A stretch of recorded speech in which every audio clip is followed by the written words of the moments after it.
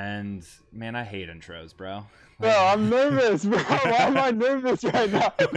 Hold up, bro. You got me nervous with this intro for some reason. Yeah, because it's pressure. We don't got to start nothing with no. We don't got to start the intro any special kind of way. Like I know. my favorite podcast just kind of start rambling into it, and then they start talking. I know, bro. We were talking off the air about, Well, it's off the air, so it's just natural, you know? Yeah, but when we're off the air, we were talking about like how professional do we want this to be? Like, what can you guys expect? The dear listeners, what can they expect from us and this podcast? Like, we're not expecting, like, this isn't going to be an NBC Sports podcast where the production values are through the roof, and except for every now and then on one of my favorites, Chris Sims on Button, shout out.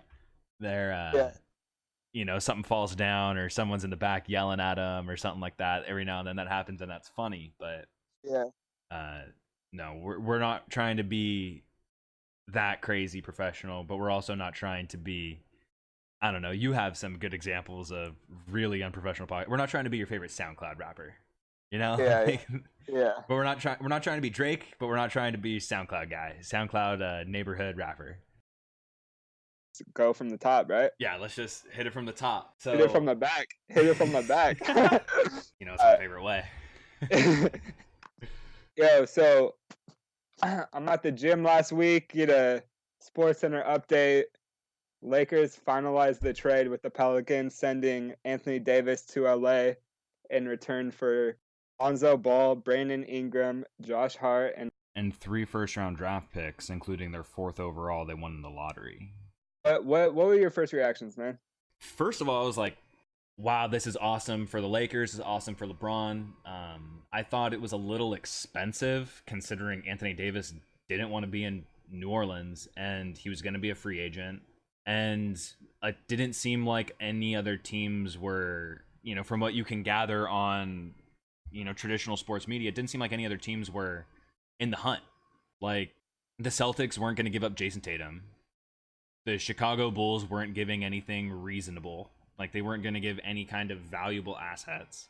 And neither were New York, both New York teams. Yeah, the Knicks didn't have anything to give, and the Nets didn't want to give up, half their roster. Right.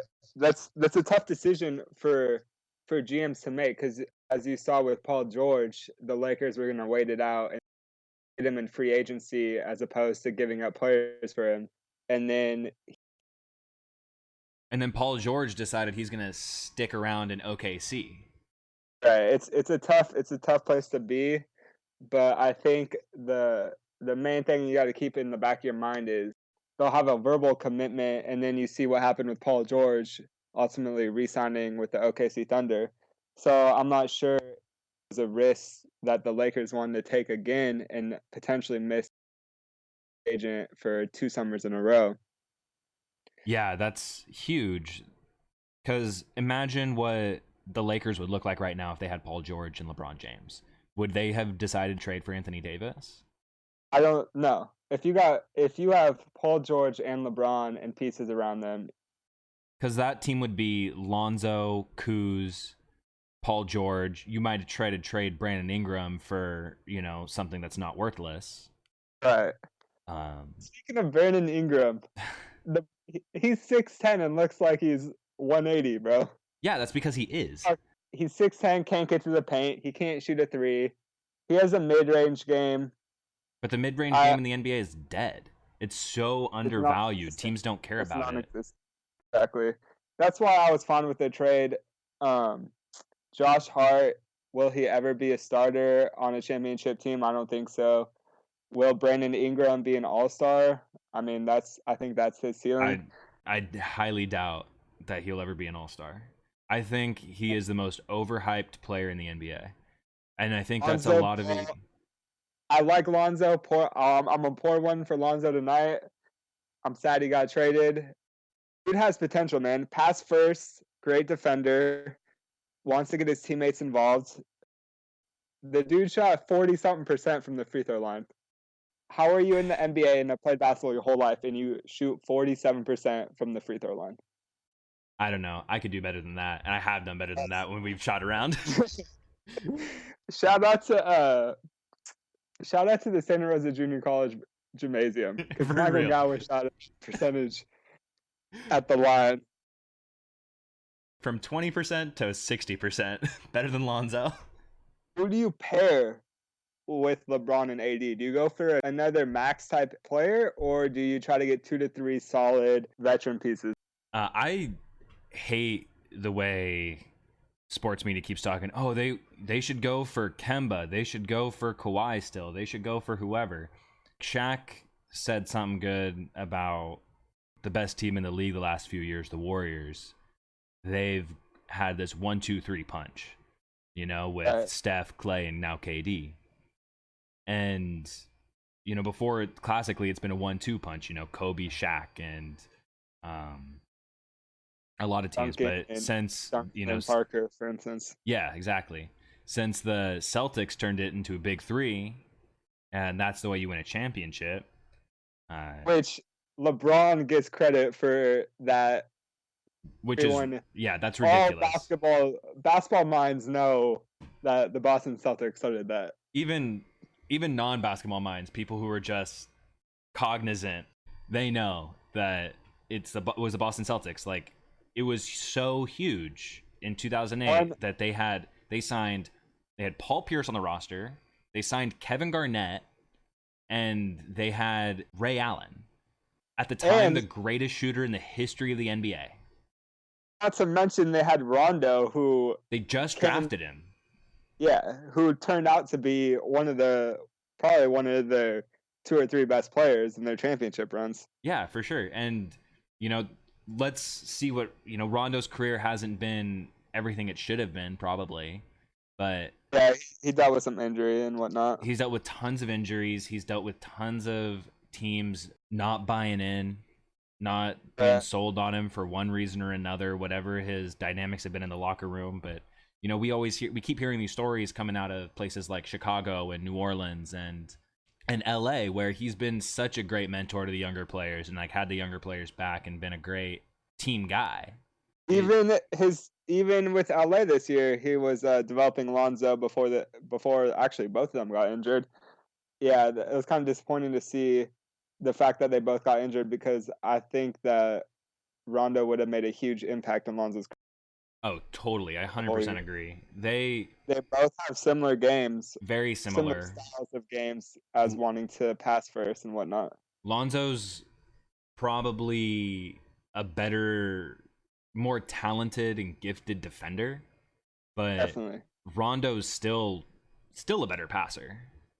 Oh, still yeah, a better playmaker. Passer. Has way higher basketball IQ. Him and LeBron are probably 1-2 in the NBA for player basketball IQ. Rondo's a guy that could go in, and if you read that article, I think it was a Bleacher Report article. It was an interview with Rondo about how he's perceived through the league. If he has time to like study film, like he's writing up and drawing up game plans and defenses and offensive attacks and plays for him and his guys to go out there, and they become handfuls for guys, especially in the playoffs when they can lock in on one team and scheme. Yeah, it's almost like having a second coach on the floor. If you're watching, many of the guys playing, during a break, timeout, or free throw break or whatever, went over to the bench to talk to Rondo for any insight that he may have seen. I think that the Lakers would be crazy to not re-sign him. I don't know if he's still a starting point guard on a championship team, just because he's getting older. He's extremely injury prone, but the dude can run a second unit like nobody. Yeah, the thing about Rondo is I don't need him to be my starting point guard. I want him to be a point guard on my team. I want him I want him to be on my team because he is such a unique player in today's NBA, and he can be very valuable in a lot of ways for your team, especially when you have, and now granted, he's very injury prone. He's missed a ton of time the last few years to injuries, mostly with his hands. They got to sign another guy, but signing Kemba to be their point guard sounds ludicrous to me. To me, it's Kawhi or bust, meaning Kawhi, I don't think he's going to sign with LA. I don't think anyone thinks he's going to sign with LA. But if I'm the Lakers, I think it's either I go for Kawhi or I go for 2 to 3 players. Because you compare, there's this summer, there's so many guys. You got imagine JJ Redick with LeBron. Yeah, I mean, I think they should not give a damn about the luxury tax, and they need to go and get guys like, because the salary cap is gonna go up. They're gonna be paying less in in luxury tax as the years go on. So they need. I think they need to go sign JJ Redick for like 3 years. They should try to sign Danny Green. I think those two guys, like, you're guard starved on that roster. You have like 5 guys on the roster right now, and none of them are guards. Right. Go get a nice 3-and-D shooting guard in Danny Green.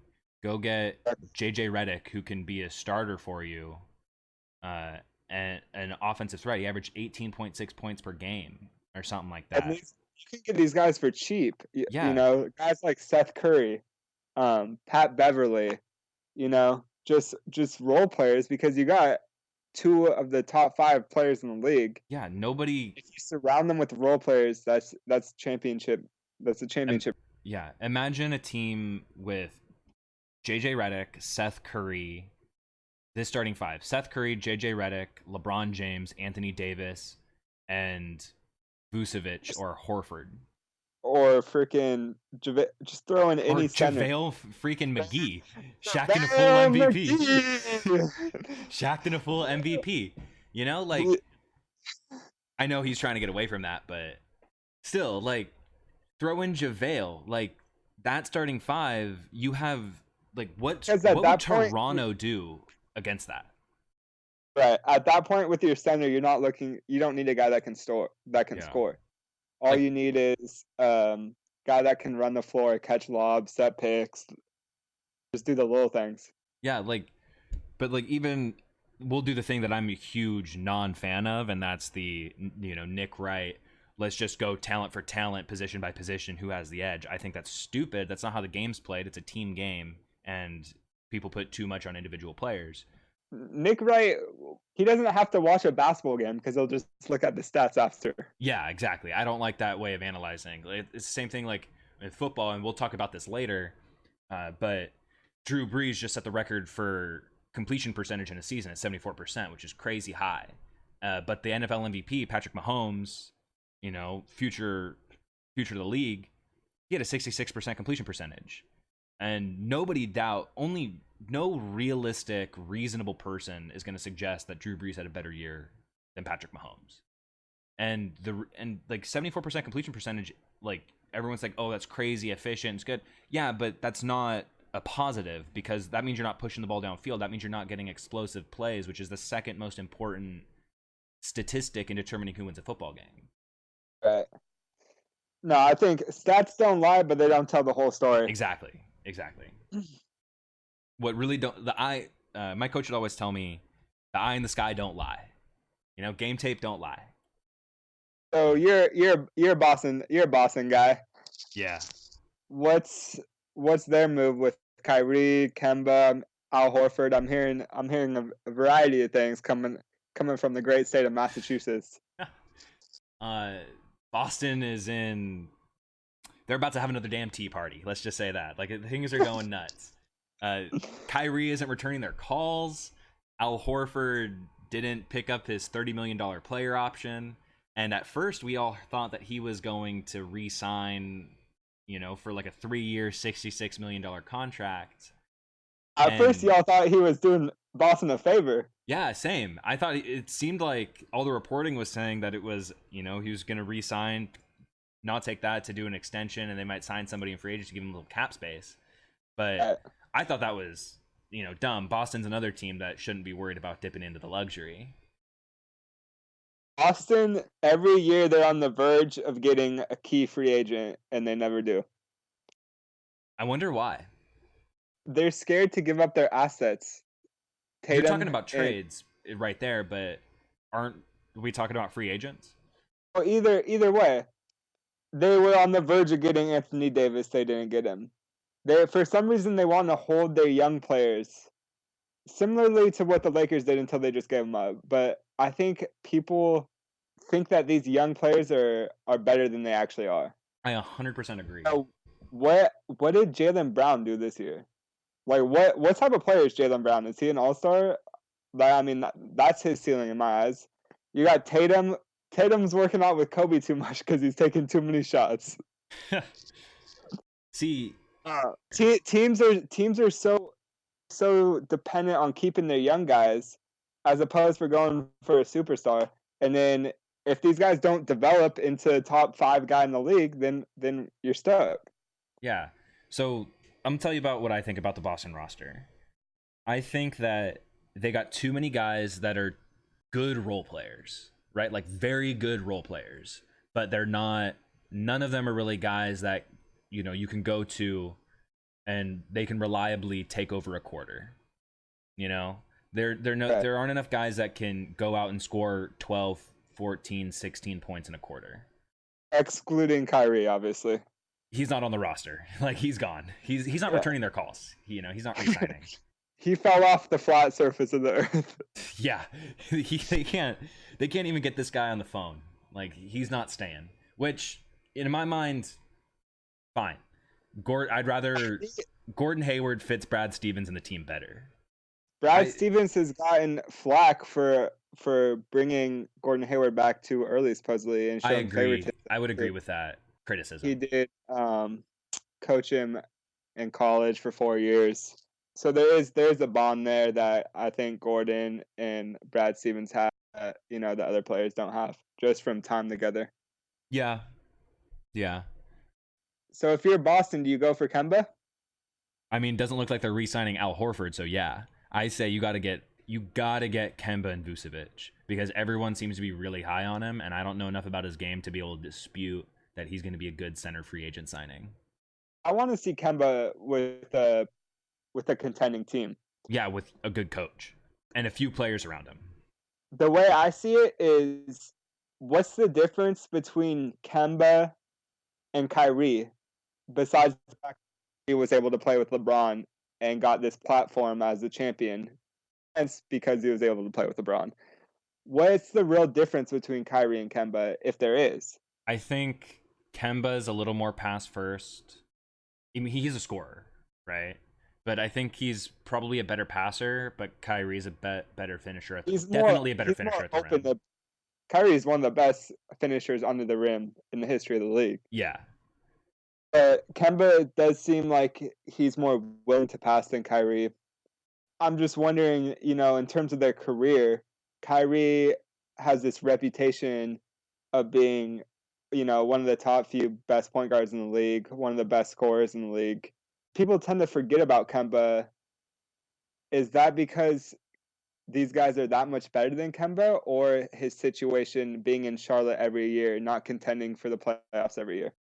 I would argue that it's because he's been in Charlotte, which is a team that gets -17 media coverage. I didn't know they had a team out there. Exactly. Like, where is Charlotte? Yeah, I'm not. Exactly. You couldn't point it out on a map. Yeah, when you're not contending year after year, they're not getting the media coverage that most teams are. It's not even that they're not contending; they're not even making the playoffs, man. Like, they're not even playoff relevant. Not even interested. It's just. I couldn't name multiple players on that team. The only player on that team I can name is Kemba. That might be the only team in the league that I can only name one player. No, that's a lie. I can't do that with other bargain basement teams. But even like the Phoenix Suns, I can name a couple. I can name DeAndre Ayton. They had the guy was on the Bucks. He got traded to Milwaukee, I think. The guy who was got in trouble for saying I don't want to be here when he was talking about his being in a hair salon. It's funny. I tried to bring that tweet back the other night because I was hanging out with my girlfriend and like 4 of her friends, and I'm just sitting there, and I was trying to bring back the Eric Bledsoe. I don't want to be here. Eric Bledsoe, that's the guy. Yeah. Eric Bledsoe. No, but they got Devin Booker. Devin Booker gets buckets. They got Devin Booker, DeAndre Ayton. They got a couple guys, but I don't know. Phoenix is just stuck in a hole. It's like they try to rebuild every year. I'm in that Danny Ainge school, like talent wins. Talent will win you games. Talent will get you a good record.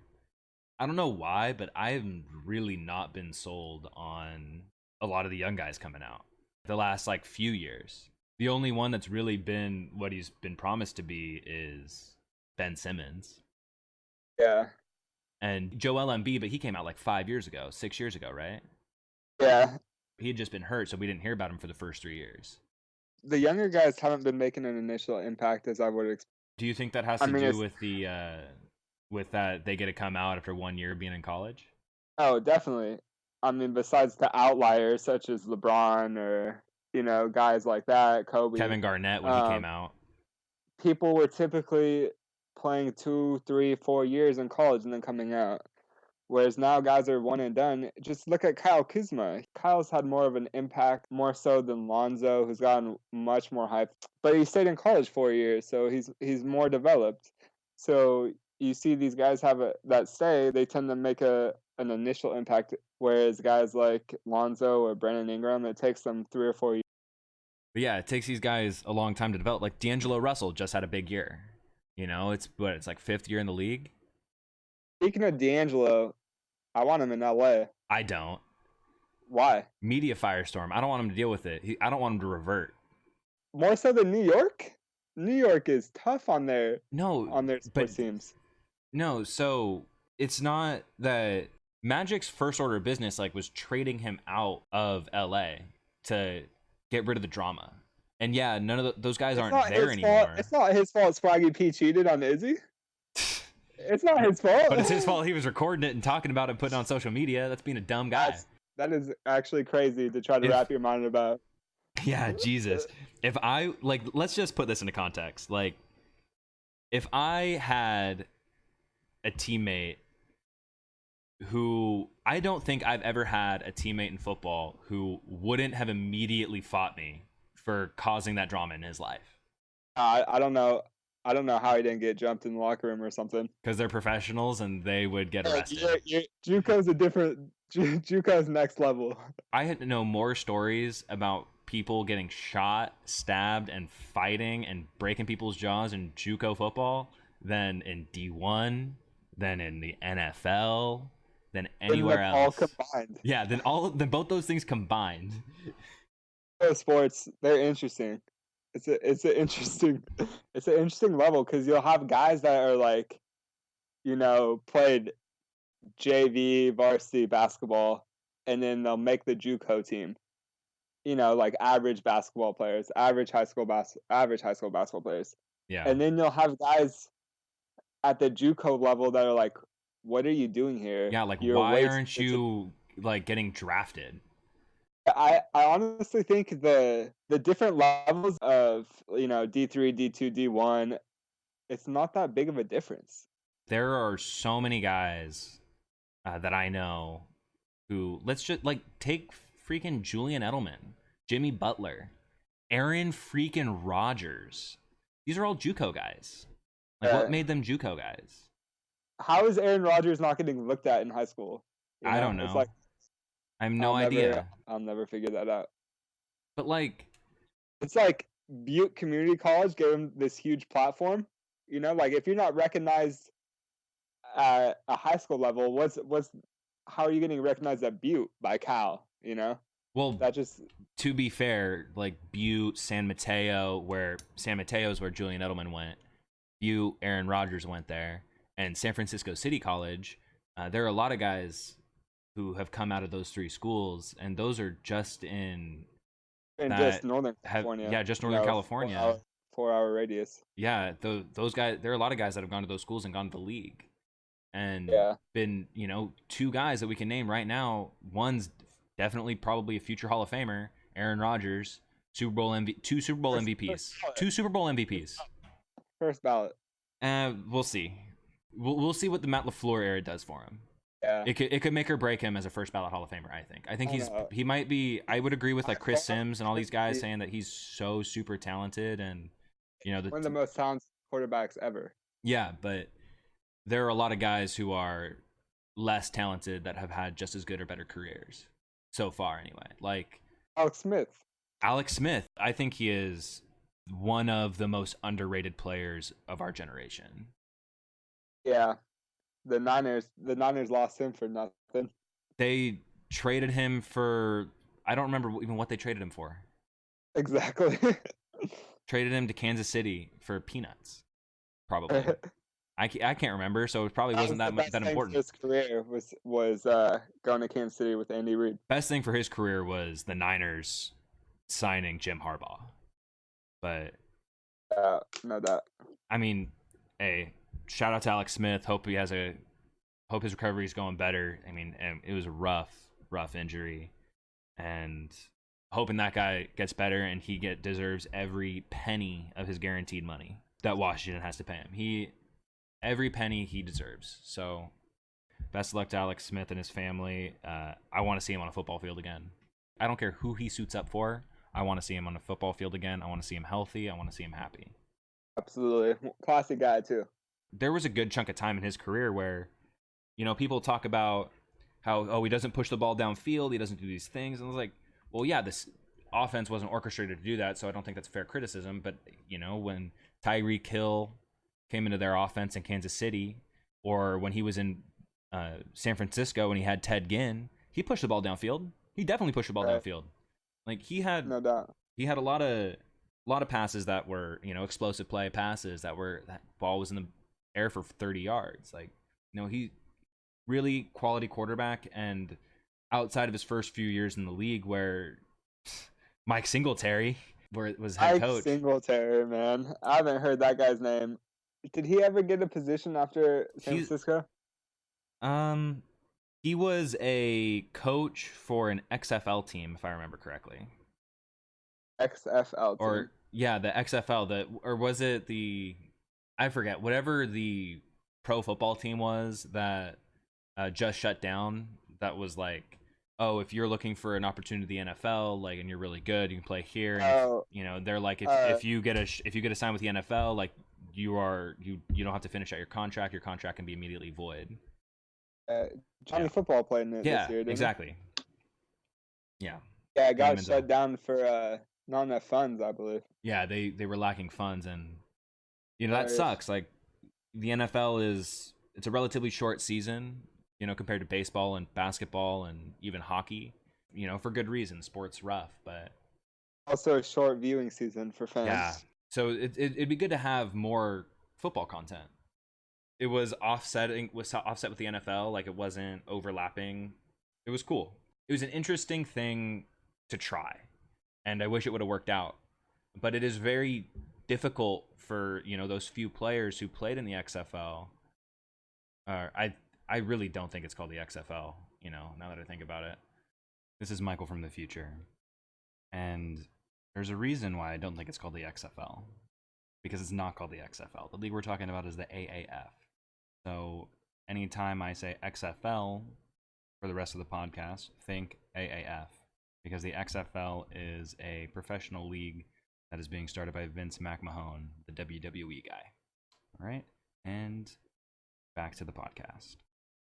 But whatever that league was, it'd be really hard for players to play there and then get signed and then have to go play in the NFL when you haven't been able to recover, you haven't had your off season, you haven't had off season training to go right in and sign and be in some team's mini camp, and you haven't recovered from between Division 1 and the NFL level of football play.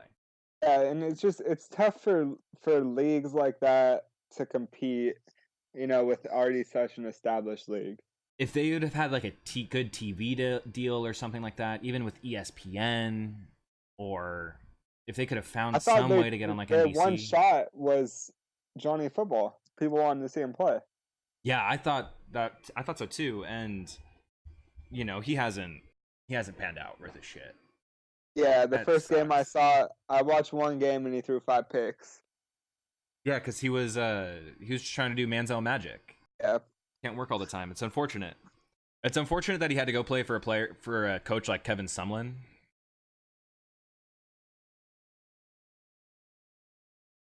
Their offense is this air raid offense, right? And it's orchestrated in such a way where, when things break down, that's what you have to do. Where you're running around, scrambling, and making a lot of big plays, or when you're in the air raid system, you have a lot of slam dunk easy completions where it's like if you miss that, it's like, wow, that took no talent.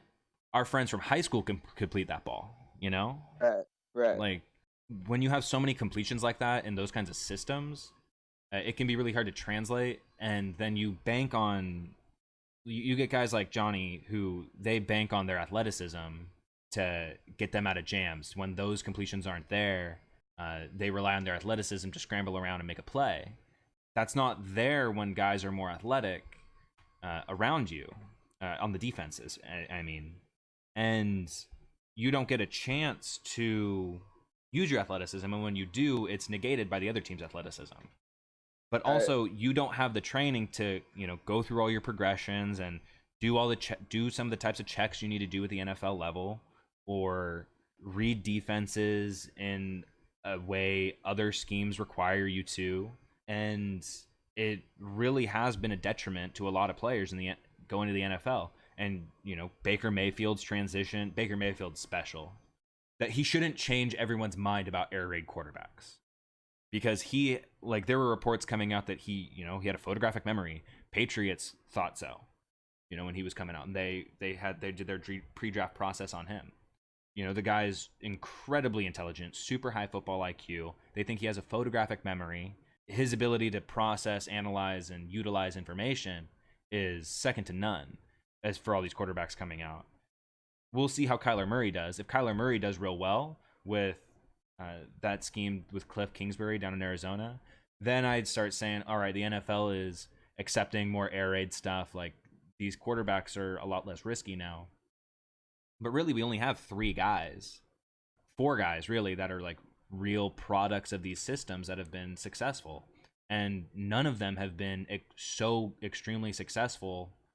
Okay, I take that back. Patrick Mahomes came out of that system, so it's just rough. Like, you got to be careful that your guy isn't Manziel and that he's Patrick Mahomes.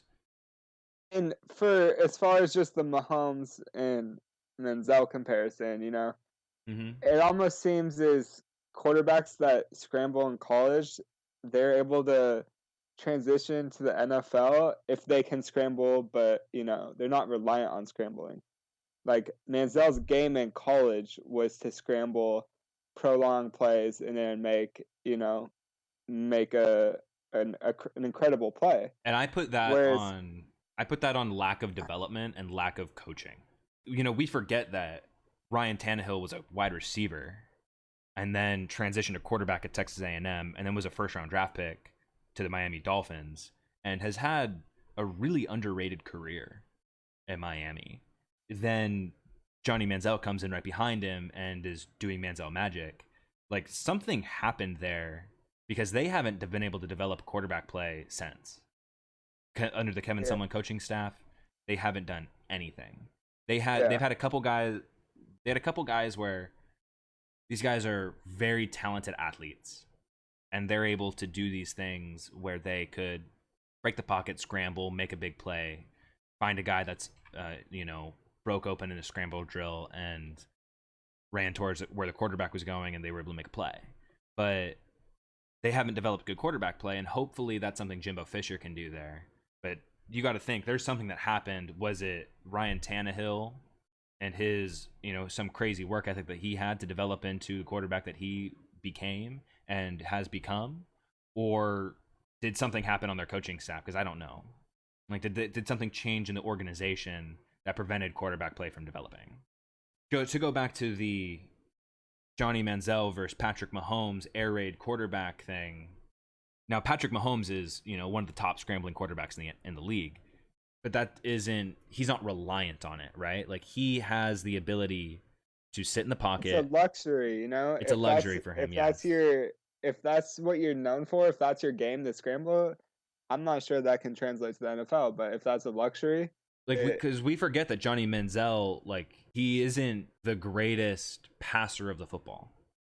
He can't fit the ball in tight windows. His ball wobbles a lot. He doesn't have a ton of zip on his arm. We went to high school with a dude that has a stronger arm than Johnny Manziel. I'm not going to name him on this podcast, but I guarantee you he can rip it farther. he's on this podcast. He's in LA. He's on this podcast right now. Oh, shut your mouth. No, you could not throw the ball harder than Johnny Manziel. You can't throw a football to save your life. No, I play with a couple guys actually whose arm talent is probably about the same level as Johnny Manziel.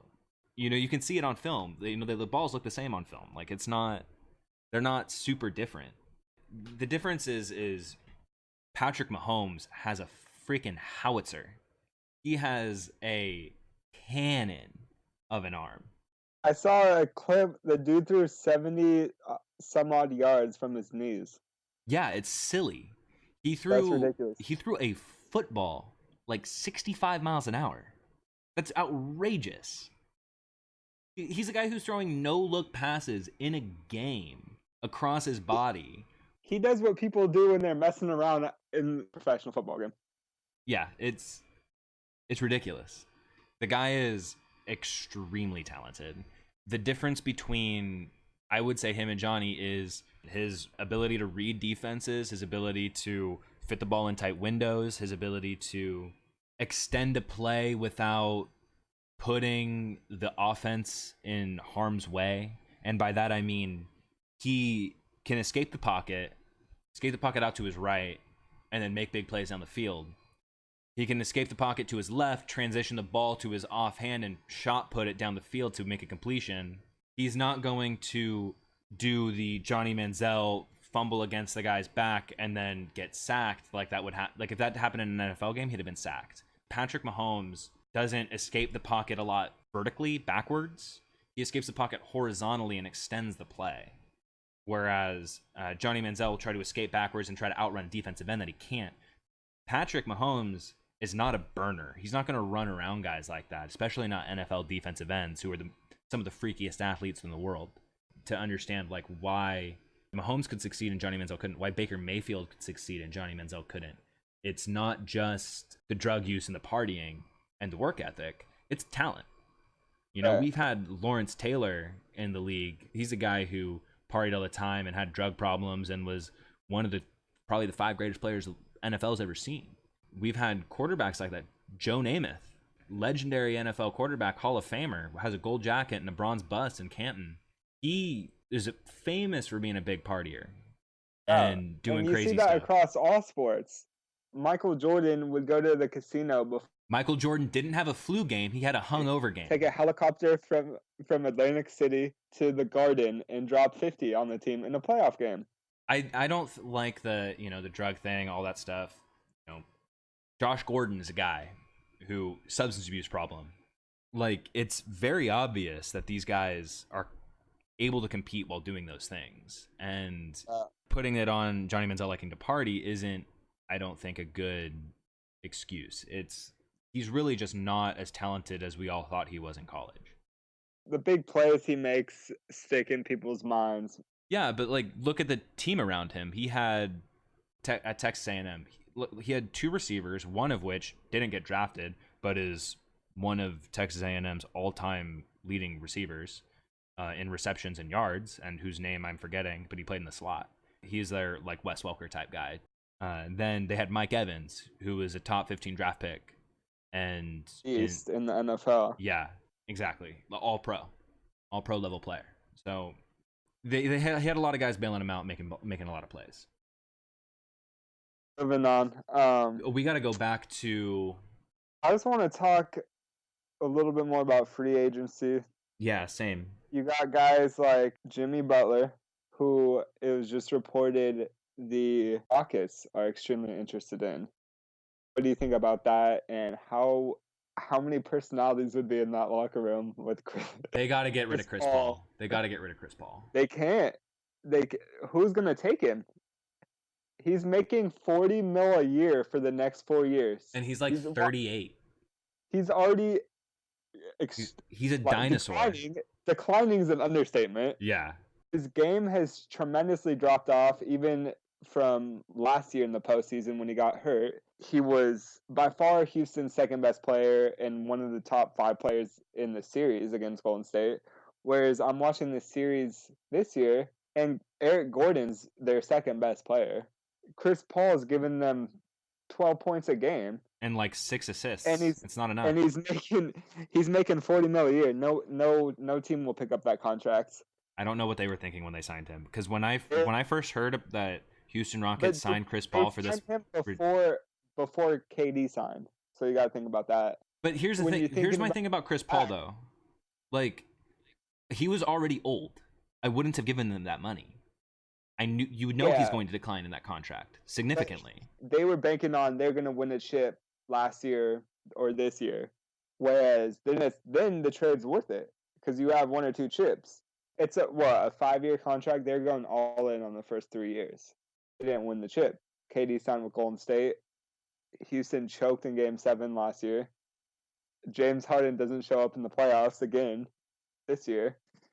And then you got an aging Chris Paul with 3 years left on his contract, making 40 mil each year, which is a Chris terrible Paul, situation. he signed in the 2017 offseason. Is that Summer, the same year KD signed with the Warriors? thought so. No, because this is his 3rd year with them. So KD signed. KD signed They in the played 2016 offseason. So Chris Paul signed in the 2017 He offseason. was with the Clippers in 2016-17. Regardless of when he signed, regardless of his contract, how will if the Rockets continue to pursue it? How do you see Chris I mean, Paul? they got to eat it, James and they Harden? just got. I think they got to double down, and they got to say, "Oh, if we want to do anything, we got to go heavy into the luxury and eat it, because we made a dumb choice, and we're just gonna have to eat it." Because if they do what they did last year and stand pat, they're not doing anything in the NFL or in the NBA. And if they decide that, oh, we're gonna pursue a sign and trade for Jimmy Butler, like is being reported, what are they gonna what are they gonna trade? Are they gonna trade Eric Gordon? Or are they gonna trade Clint Capella to a 76ers team that has Capella, Joel Embiid? And if they trade Clint Capella and Eric Gordon, what does that squad look like with Jimmy Butler and the Beard? Because Chris Paul isn't a factor. the Beard and Jimmy Butler's game, Do you think they complement each other? I don't. And the Beard, you give him the ball, put kind of 3-and-D guys around him, whereas that's not Jimmy Butler's game. Both of them need the ball. Yeah, I don't think it's a smart move for Houston, and I don't think that's a well-built team.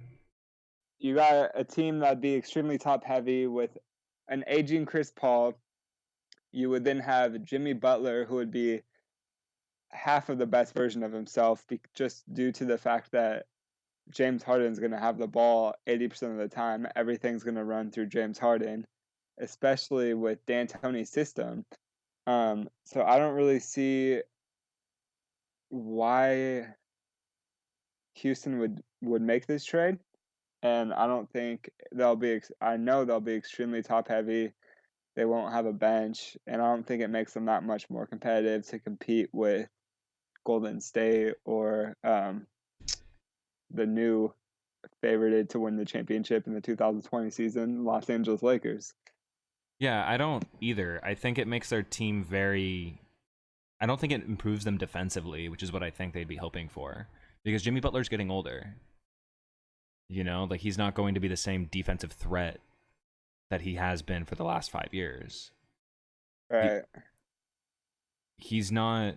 His game, I think, will age better than a lot of other players, better than like D Wade or D Rose or Kyrie's will, because they're these like explosive, high flying players. I think he's not that guy. He's very hard nosed, technical player. Like he knows how to get buckets. He knows how to set guys up. He knows how to do that, get to his spot. He knows how to deny people to getting to their spot. He's very gritty on defense when he needs to be. It ruins their roster. Yeah, it's not a smart move. And I don't know.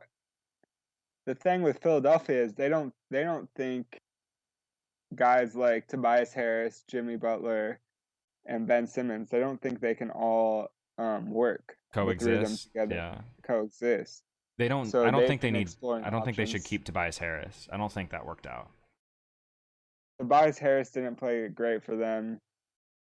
I think that He was their third option, if not fourth. yeah. Um, but we'll see. That I mean, Philadelphia. There's huge question marks revolving around Philadelphia because what are they going to do with JJ Butler? He's a free agent. Are they You mean going to be JJ able to get Redick? him back? JJ Redick. Yeah, I think he's integral. I think he's more important to the Sixers than most people think. No doubt. Not the player that Jimmy Butler or Tobias Harris is, but definitely equally, if not more, impactful within that. Within that organization, within that team, and that system and structure. Definitely. So I think that they should do everything they can to sign Jimmy Butler, and I would say I'll take this argument that some other people have made. I think they should give him the biggest contract they can and dare him to walk away from it. I think that Yeah. Jimmy Butler is going to be a good player until he's 34. And he's going to be a very good player for 5 more years. They should No give him doubt. they should give him everything. Figure it out later. Don't worry too much about being in the luxury. Keep Jimmy Butler. Let Tobias Harris go. I hate they had to trade to the T-Wolves. They're like all NBA all first team all defense or whatever the hell defensive player they had, who was awesome, and I thought one of their more important players. For Jimmy Butler, I mean, granted he's a great defensive player, but I think teams are giving what they're doing right now a lot is they're getting trades for guys who they think are super upgrades for them, like we talked about with Anthony Davis, but they're trading way too much for them to where it's borderline not worth it. Definitely. Like, do you think the 76ers were remarkably better last year with Jimmy Butler than they were before? Or than they were the year before without him? No. They still had a brief playoff run. And Um, they the year before they just ran into a team that had their number in the Celtics. You know? yeah, in 2018, the Celtics with no Kyrie, Gordon Hayward, were able to upset Philadelphia. I'm sure they're thinking at some point, Kyrie's coming back, Gordon's coming back. They got to strengthen their roster, but Ben Simmons is young. Joel Yeah. Embiid had some injuries early on in his career, so um he hasn't He had many full seasons. he's not as developed as someone of his age. You would think of someone of his Exactly. age. With the experience that these guys have, it's like just give them another year or two before considering signing a max guy, and give him a year or two to develop.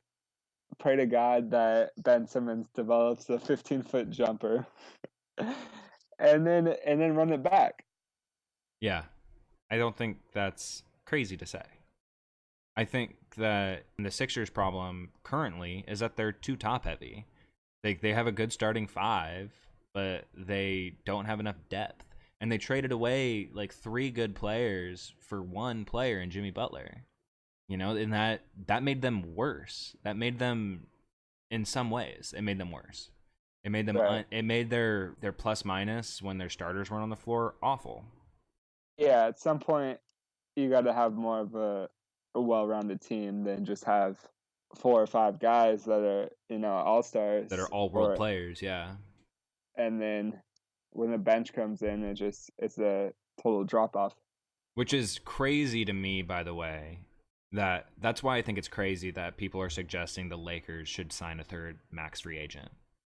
You saw with Golden State this year, they had their 3 guys, and Clay gets hurt. Clay was dealing with injuries throughout the playoffs, and then obviously KD got hurt, missing a majority of the playoffs. And then you got Stephen Curry and 4 guys that shouldn't be in the starting lineup in an NBA Finals game, and they lose. And So yeah, and they when you lose to sign a Toronto 3, Raptors team that is, granted they don't have a single player on their team that's a lottery pick, but they're one of the more talented teams in the league, and they got Kawhi Leonard, who is a bona fide all-world superstar.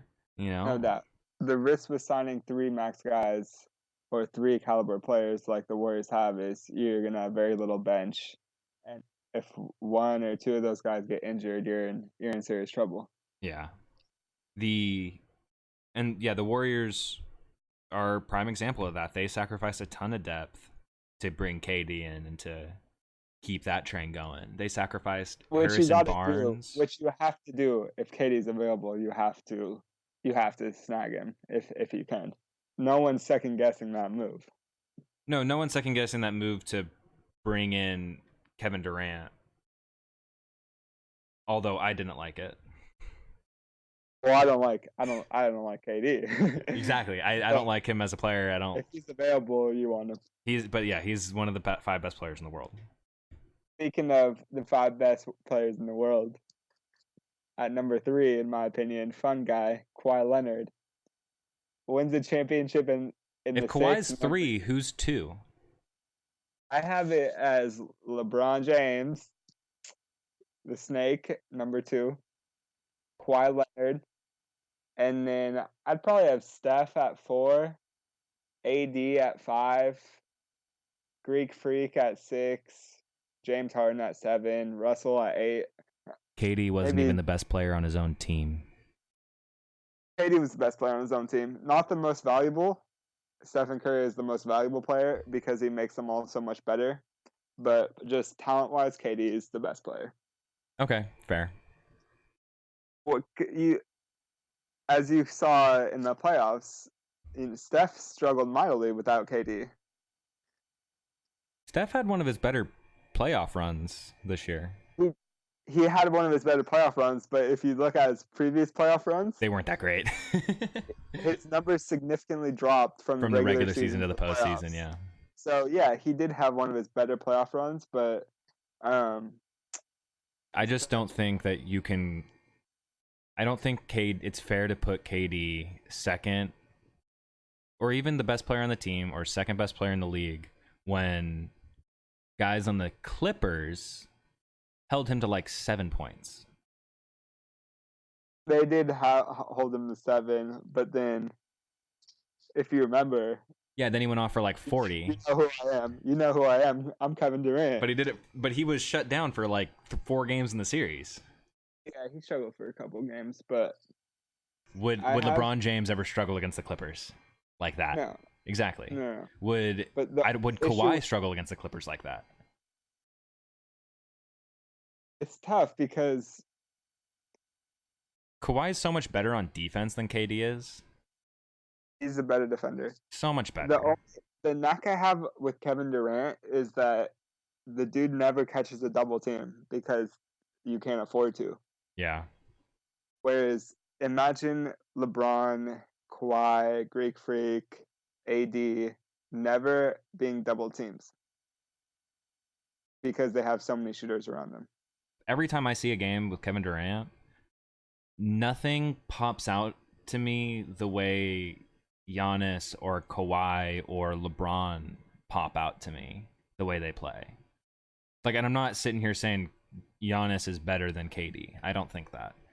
But I think KD is probably 4th on my list. Top 5 best players. 2, 3. It's LeBron 1, you know that. Kawhi 2. And then I would say Steph Curry 3, but I think you've swayed me in the last probably month or 2 that we've talked about this. Yeah. I think either Steph or KD. I think they're pretty interchangeable because when Steph Curry gets going, he's unstoppable. Unstoppable, and it's the scariest thing in basketball. Yeah. Like, Steph Curry coming down with the ball, pulling up from 42 feet and draining 6 threes in a row, which is something that's happened before, in one quarter. Like, what are you going to do about that? Like, you can't do anything about that. If Steph Curry's hot, he is the scariest player in the NBA. I agree. And I think that's what, Steph will go on one of those runs, and then teams will adjust, throw 2 guys at him, then freeing up for Kevin Durant. But, Kevin Durant's, like, quiet about his game. He has that mid-range pull-up jumper, get to the bucket, hit some threes, just all around. Whereas Steph's game, when he scores, he's scoring. It's thrilling. Yeah, because the Oracle Arena loves him. Exactly. He's Jesus out there. Arena. No doubt. So, is Kawhi staying, or I think so. is Drake persuading him to stay? I don't think Drake has anything to say about it. I don't know. I think Kawhi is the guy that there are the most question marks about where he's going to go. Definitely. People keep talking about, oh, he's going to go sign with the Clippers, and I don't think that's going to happen. There's something about the LA Clippers. It's just not appealing. Like, If it's I just like, was if I was Kawhi, I wouldn't want to. I don't know what Kawhi's thinking. Nobody knows what Kawhi's thinking. But like, if I personally was in that situation where I am one of the three best players in the world, unanimously one of the three best players in the world, and I just won an NBA championship after getting traded to the Toronto Raptors, and everyone knows that I love Toronto and I love all the stuff that's going on here. I get to own Canada, maybe. I don't I know. mean, That's tough restaurants are letting him eat for free. Real estate companies are giving him free homes. to stay there. How do Yeah. you, how do you leave that? Well, you know how much money he has? You know how much money he's going to be making on his max contract? A ridiculous Money's no amount? object, bro. Money is no object. He's going to be Agreed, but when you making that kind of agreed, but when money. you have the whole country behind you, Yeah, that's I get that. I'm just saying that if he's, looking for a house, I don't think that's as big of a draw like in and of itself. It's a huge draw because like everyone loves you, right? And like you can be like Michael Jordan walking through Chicago, or you can be like Mike Vick walking through Atlanta, right? yeah, like But you're probably walking through the dub. shut up. um but yeah, I'm just gonna say, like, a lot of people think like it's a lock he's going to the Clippers, and I think they're out of their gourd. I think they're crazy. If he Yeah, I signs with would. the Clippers, I would say I'll do something ridiculous, like eat something silly, but I don't want to if I'm wrong. And yeah, it's just, I don't know why it just doesn't seem like he's gonna go. I feel like all of a sudden he seems to be great friends with his teammates right now. Yeah, you could see it kind of the last few games of the finals, and then when immediately he after with the when he won, parade. yeah, everything that happened with that playoff run. Yeah, it would be tough to leave. I'm not gonna lie, it would be tough to leave. It scares me. Do you think they can re-sign Danny Green? They could. I think teams could get Danny Green for pretty cheap, but I think he's going to explore other options. I saw one report that said he was interested in the Lakers if they took interest in him. I hope they do, because I think he fits them perfectly. And I he's think played with LeBron before, so I mean they already have chemistry. Yeah, and He plays. he's He's been a really good. well coached through his career. He played for Pop for a long time. He's clutch in the postseason. He hits big shots. It's big threes. You've said before that he's like J.R. Smith but less streaky. Speaking of the real JR and Melo to join up with LeBron. Ooh, that would be so fun to watch. JR could help them, but Melo, I mean, he doesn't play defense. His athleticism is out the window, Shot. and he made his money off the mid-range game. As we talked about earlier, that First doesn't exist anymore in the NBA. things, and if it wasn't, I think it'd be clogged with Anthony Davis, LeBron, and then whichever big they decide to pick up. So I'm not sold on the Carmelo Anthony acquisition, but as far as JR goes, You think JR can help them? he was a key piece in the championship run 3 Yeah. years ago. How old is he now? Um, 38? 37? nah, not even low 30s. Really? I thought he was old. He's, I mean, he's not young. No, I think JR definitely has something left in You him. think he has some quality basketball left in him? JR's 33. But here's the question. Has LeBron forgiven him for the game 1 blunder in the finals? That will never be forgiven. Have was you one of the forgiven most him? That was one of the most epic finals individual performances that we'll ever see. It was a race because the dude forgot the score of the game. He's still my favorite player. 51 points on something like 20 shots. How efficient is that? And J.R. Smith forgets the score of the game with 3 seconds left, and the ball is in his hands right under the basket, and he dribbles out the clock. I don't know. I heard If, LeBron's still hot, bro. if hey, he wants him on the team. It seems like I just read a report saying he wants him. I just want to say, like, if they do sign Melo, I do not want to see him on the court with LeBron James. I do not Dude, want to see them he's on the court playing side by side because, as you said earlier, like he doesn't complement Braun and Braun and AD's game. I don't think so.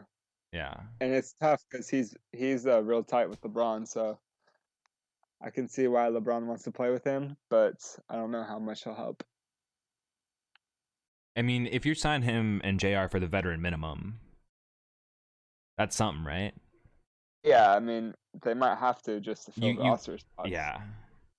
Uh, 40% of the league is in free agency right now, and right. the Lakers have about 4 guys on the roster. They have 4 guys. I can name 2 of them. I can name 4. No.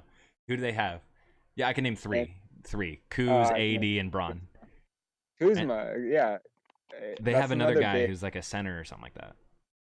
You know who LeBron is pleased that they got rid of though? Who? LeVar Ball. Oh, yes. They are so happy.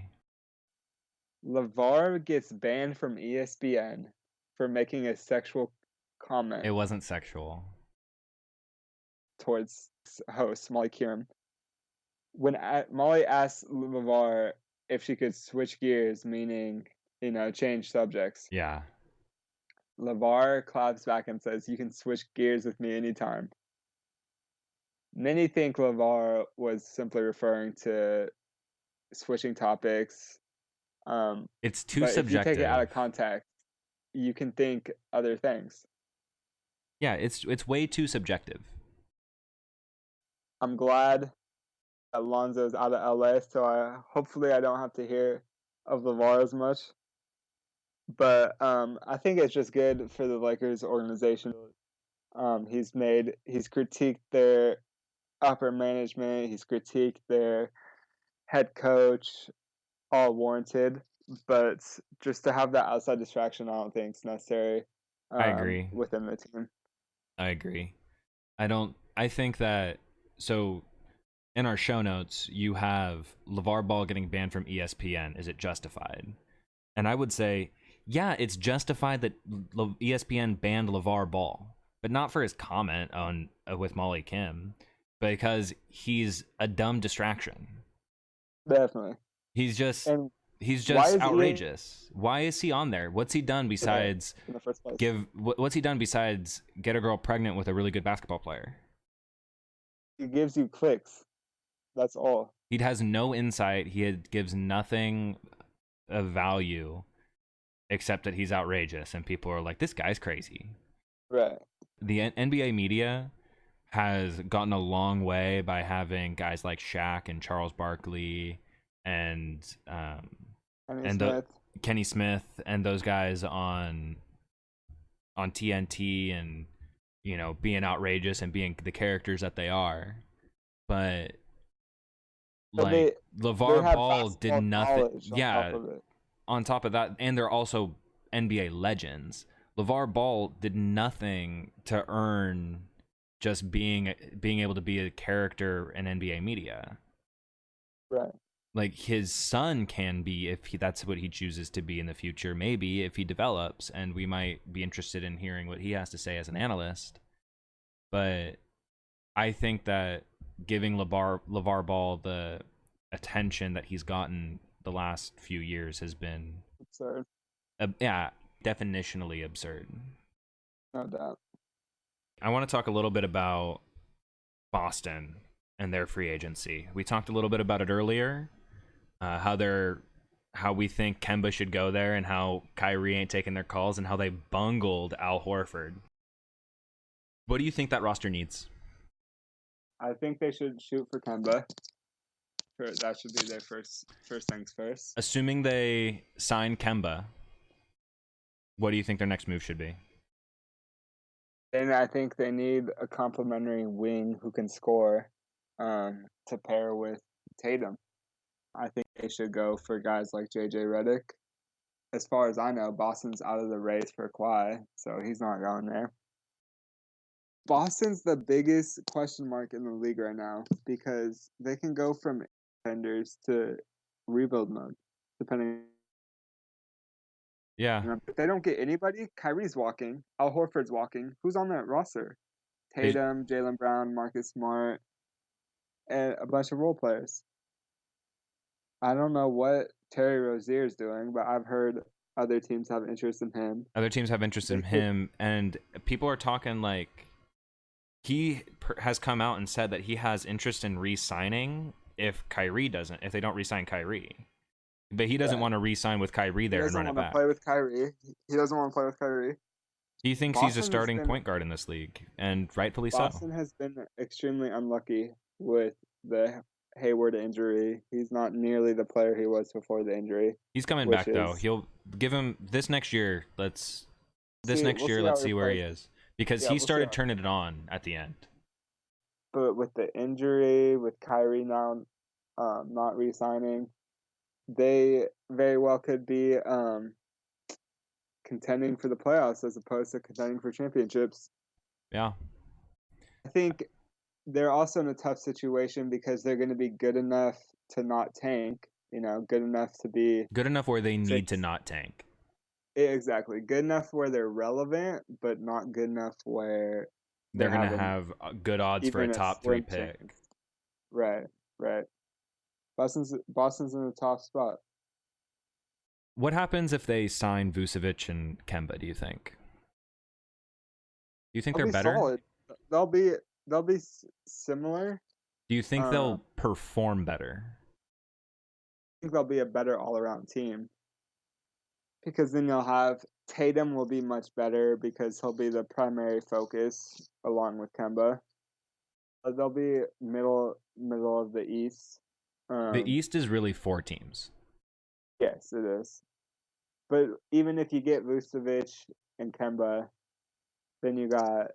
I mean, who's your They got rid of their backup center, who's a good role player for them. They traded him away, so Baines? They need. I think so. Yeah. They traded away Baines. Yeah. They need another. They need 2 centers. They need a point guard. They have no shooters. Jaylen Brown can't shoot the three. Yeah, that's true. It'll be interesting to see what Boston does this summer. It's a big summer for them. What do you think? Yeah, I agree. Do you think okay. Let me put this out there. What if they get Danny Green or JJ Redick? They get Kemba Walker and Vucevic.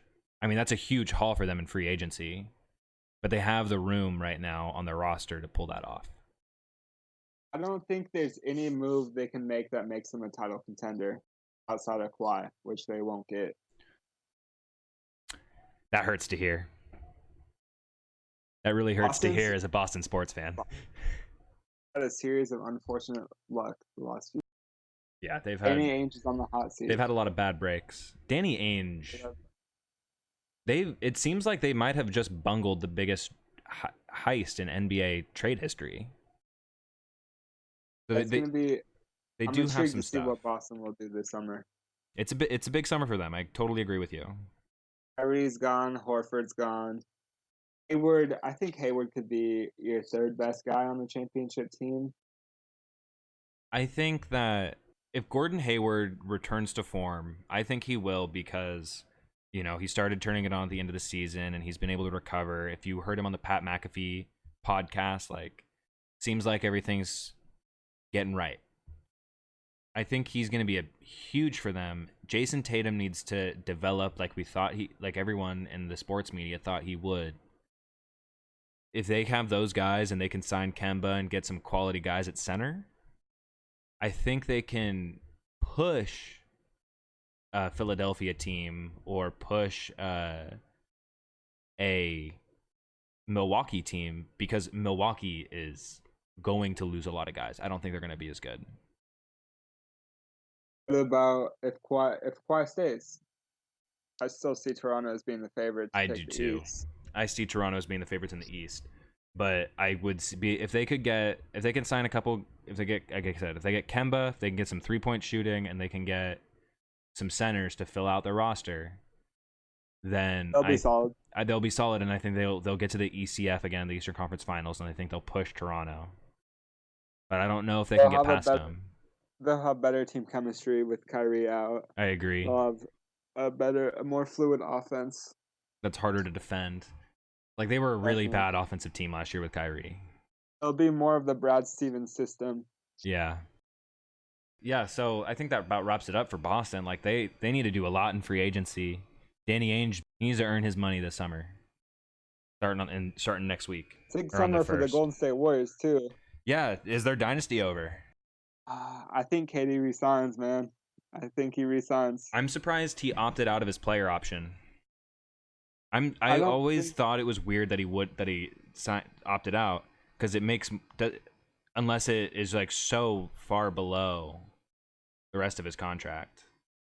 No, because after the injury, he should have definitely not have opted out, or definitely should not have opted into the player option, because they're going to because like people are going to give him a max deal while hurt. he's still gonna get max offers. He's Yeah, that good. I think that Golden State losing the finals was the best thing for KD's career because it validates his championships with them. And I think with LeBron and AD pairing up, why go to the Knicks? I don't know. I don't think The there's Knicks, any the, reason to go to the New York Knicks. I besides the never thought Mecca, there was. besides the Mecca, besides the Garden, besides the culture, there's nothing the Knicks have that'll make them. They'll be struggling to make the playoffs. I think KD has two options: to re-sign with Golden State, or for himself and Kyrie to go to Brooklyn or New York. I think those are the only two options really that are on the table for him. I agree. And I'm going to make my case. I'm going to make the case for both options.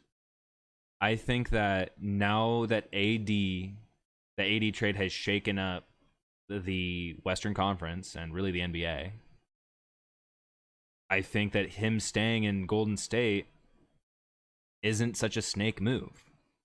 It isn't such a weasel your way into championship move. Right. He'll be out next year. They'll struggle without him. They struggled without him in the playoffs.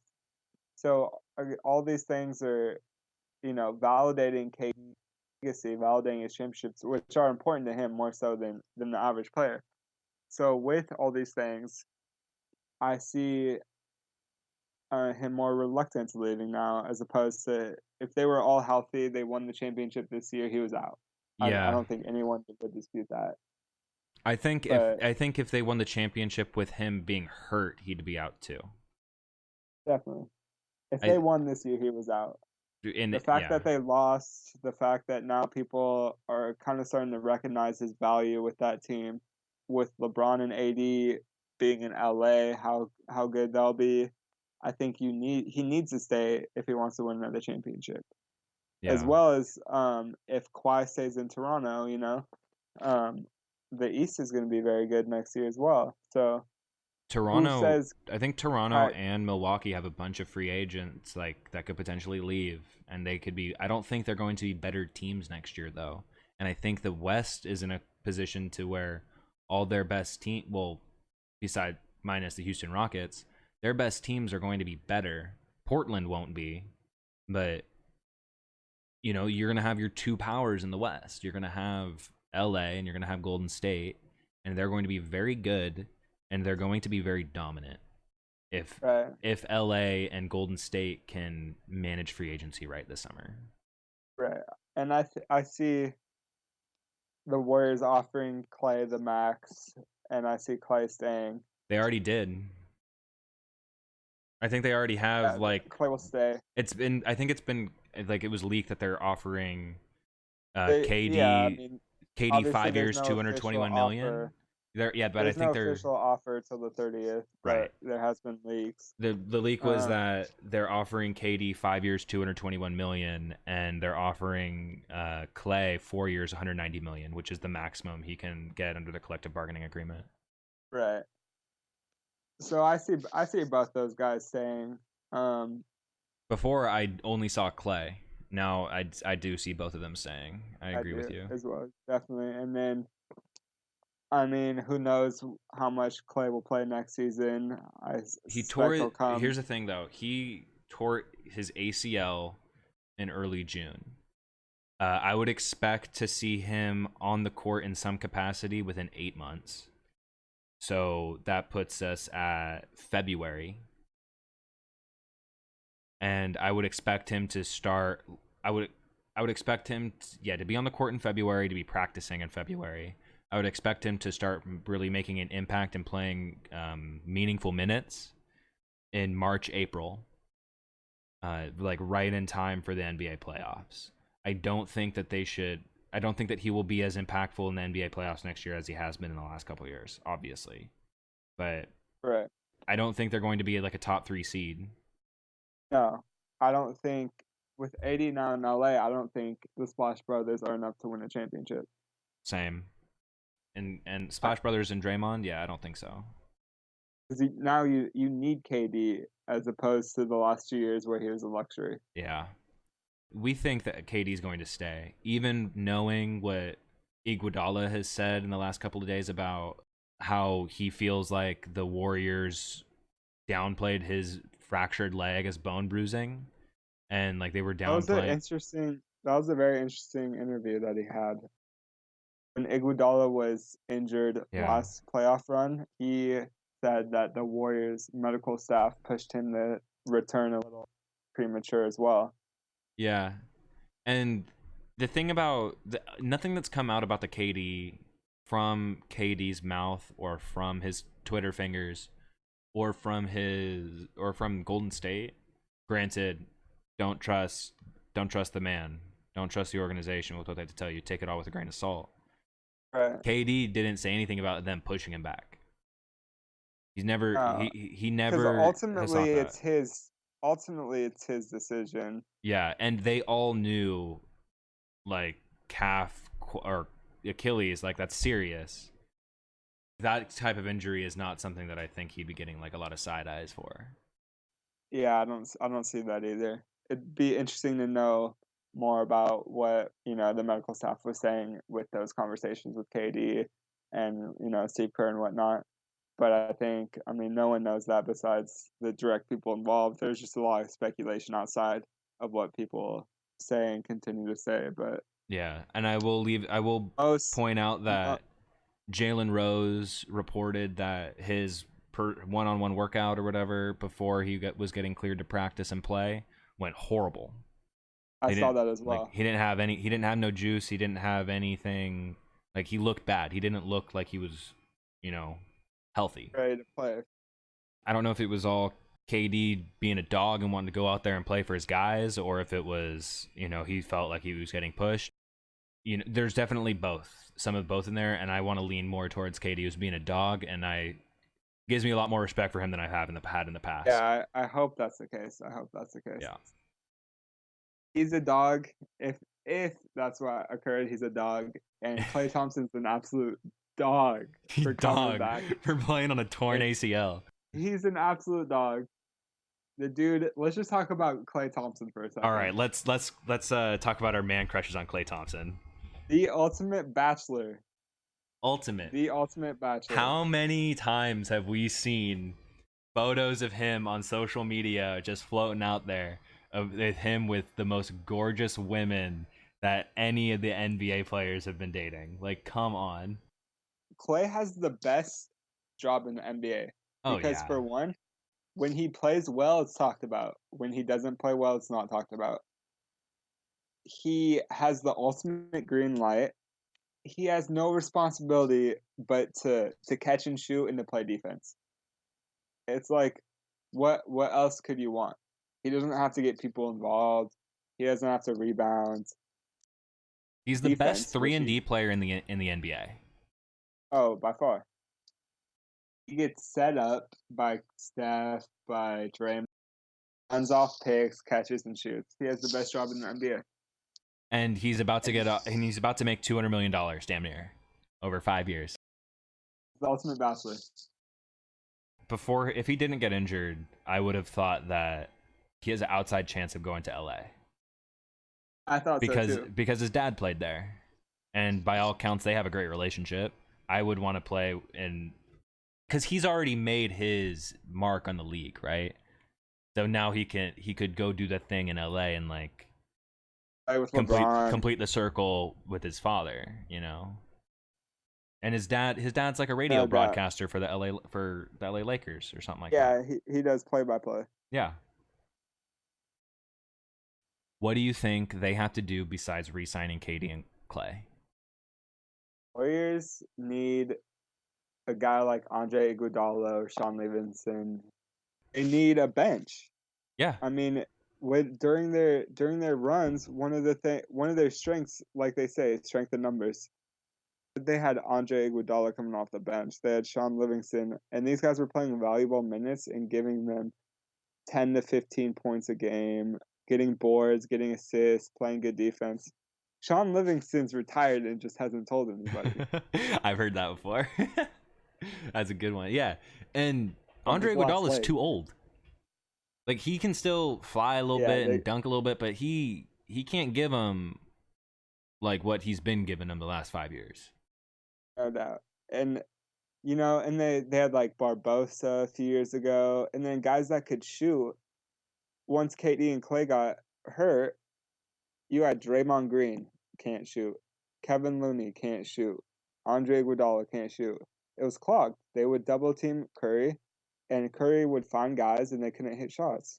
Yeah, they need a solid bench and just solid guys that can shoot. David West they had a few years ago. By the way, Steve Kerr should have been fine every time Andre Iguodala took a three. But teams set defensively strategize for Andre Iguodala to get open shots. Yeah, so he needs to not take them. And Draymond Green. It's a waste of a possession. Draymond Green can shoot from three. Draymond Green's like a 30. He shoots like league average. I want Draymond shooting. You play the odds, but if you're the Warriors, you take it. Yeah. If you're either team, you take it. And you don't want to be when you have Iguodala taking threes, you don't want to be the Warriors taking that shot. Yeah, you don't. You don't. Every time it happens, it's a waste of a possession. All right, guys. Thank you for listening to All Things Everything. That wraps up episode 1. And this podcast is, exactly what the title is. We're going to talk about everything and anything that we find interesting that's been going on, from basketball to football. Look for an NFL episode on the horizon. We're going to talk about fashion. We're going to talk about, like I said, anything and everything. Variety Hour podcast. Going to be a lot of fun. Hope you guys stick with us. Catch you next time.